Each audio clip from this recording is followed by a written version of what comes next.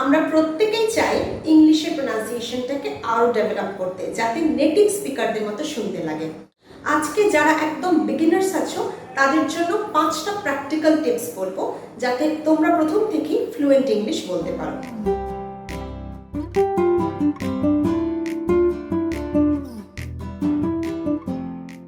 Tip number 1, break the big words into syllables. মানে বড় ওয়ার্ডগুলোকে সিলেবলে ভাগ করে নাও।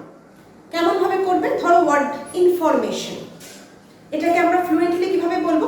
Information, information. কিন্তু যারা বিগিনার্স তারা কিভাবে ভাগ করবে? ইনফরমেশন, 4টে সিলেবল রয়েছে। ইনফরমেশন, 4টে syllable. Point number 2, learn word stress and intonation. Word stress কি একটু বুঝিয়ে বলি। ধরো ইনফরমেশনে 4টে সিলেবল আমরা দেখলাম, এবার এই 4টে সিলেবলের মধ্যে 2টো সিলেবল আমরা স্ট্রেস দিয়ে বলি, মানে জোর দিয়ে বলি। ইন আর মে কিভাবে বলবো? Information, information. দেখো ফ আর শান এই দুটো কম আস্তে উচ্চারণ হচ্ছে, ইন আর মেটা জোরে উচ্চারণ হচ্ছে। এটাকে বলবো ওয়ার্ড স্ট্রেস। ইন্টোনেশন কি? যখন আমরা লং সেন্টেন্স বলি তখন আমাদের কিছু সেন্টেন্স চড়ার দিকে ওঠে, কিছু খাদের দিকে নামে।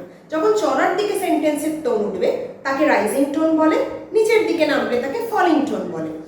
ওয়ার্ড স্ট্রেস আর ইন্টোনেশন নিয়ে ডিটেলস ভিডিও আমি পরে বানাবো, প্রিলিমিনারি প্রাথমিকভাবে এইটুকু জানলেই হবে। 3 নম্বর টিপ, তোমরা রোজ 1 পেজ করে রিডিং পড়ো। Read out loud everyday, at least 1 page. প্রত্যেক দিন 1 পেজ করে পড়ো, তাহলেই দেখবে রিডিং ফ্লুয়েন্সি বাড়ছে, সাথে প্রোনাউন্সিয়েশনটাও ডেভেলপ করছে। নাম্বার 4, চোজেন অডিও ক্লিপস শোনো। কিছু ভালো ভালো অ্যাপ থেকে ফ্রি অ্যাপ পাওয়া যায়, তাতে অডিও শোনা যায়। সেই অডিও ক্লিপসগুলো শোনো, যত বেশি শুনবে তত নেটিভ স্পিকারদের মতো প্রোনাউন্সিয়েশনটা নিজেদের ডেভেলপ করবে। আর number 5, record your speech and listen to it.